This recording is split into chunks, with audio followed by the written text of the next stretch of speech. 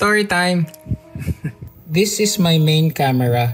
This is a Canon EOS RP.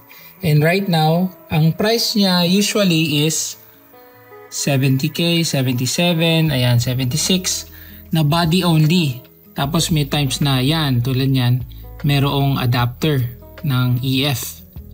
Well, pero what if I told you na I got this camera brand new for 55k? This was my actual conversation with the seller. Legit seller sila. And as you can see here, talagang binibenta nila ng 52k yung pag walang EF adapter, plus 55k pagka meron. Ngayon, pag napansin nyo, yun nga, high last one stock. So yung pagka last one stock niya, isa siya sa mga dahilan na kung bakit mura siya. Pero bukod doon, may deeper pa na story behind bakit ganito yung price niya. Kasi ngayon yung 50k, yun yung makikita mong second hand eh. Pero ito brand new. Eh kahit sabihin natin na last stock siya, yung mga people ngayon hindi nila gagawing 55k lang yun para masabing ma-liquidate yung last stock niya. So bakit 50k nung panahon na yun na binili ko? Binili ko siya noong basta after ng kasal ko noong 2022.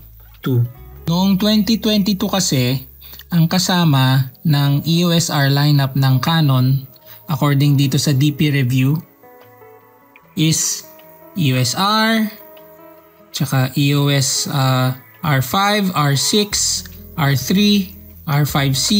So mga mas magaganda pa kaysa sa RP. So in that time, you can say na yung pinaka-putyong R lineup ng Canon noon is yung EOS RP. Kasi ang mangyari, yung mga iba niyang mga kasamahan, yung R6, mas mahal.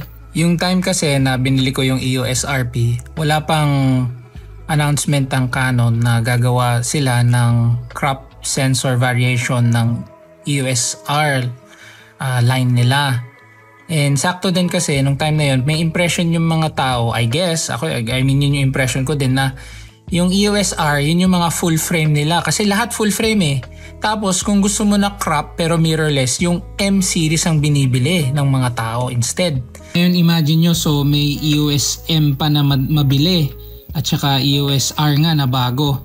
Ngayon itong EOS RP, kaya siya 50k, I think is because yung EOS M50 na mabenta, yun yung 40k.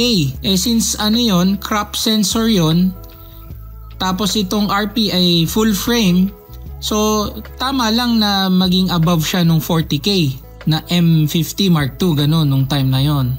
So ino-note ko ulit na yung EOS RP ko binili ko ng medyo March 2022. Eh nagulat ang lahat nung nag-release sila nung May ng mga crop sensor na EOS R lineup.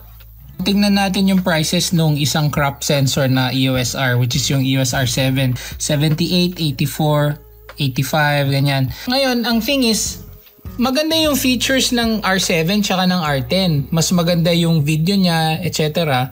Pero, di ba, ang usual na nagiging trend kasi, dapat mas mura talaga, hamak, yung pag-crop sensor compared kapag full frame. Kasi wala ganun talaga mahal yung sensor itself So mas mura kapag mas maliit yung sensor. Pero yun na nga, dahil ganito yung price ng EOS R7, ang weird ng lugar ng EOS RP pag 50k siya. To based lang naman sa observation ko, after na na-release yung mga crop sensor na EOS R, tapos yun nga nilagay nila sa 70k, parang yung mga sellers, pinush nila na 70k na lang din yung EOS RP dahil kasi full frame siya. Although yung R7 tsaka R10, mas magaganda kasi yung features nila, kaya ganun yung prices nila, pero crop sila. So parang dun tuloy yun yung dahilan na naging pantay. Ito pala kailangan kong i-note malito, hindi full frame ang R7, crop lang ang R7 kasi parang katumbas daw siya ng 7D pero hindi full frame ang R7. JG, ayusin mo to. So if we wrap it all up, the reason na kung bakit nakuha ko itong EOS RP ko ng 20k cheaper than how much it is ngayon brand new is because of timing. Na-timingan ko na nabili ko ito ng mura bago pa siya nagmahal dahil kasi biglang naglabas ng crop sensor variants ng EOS R ang Canon.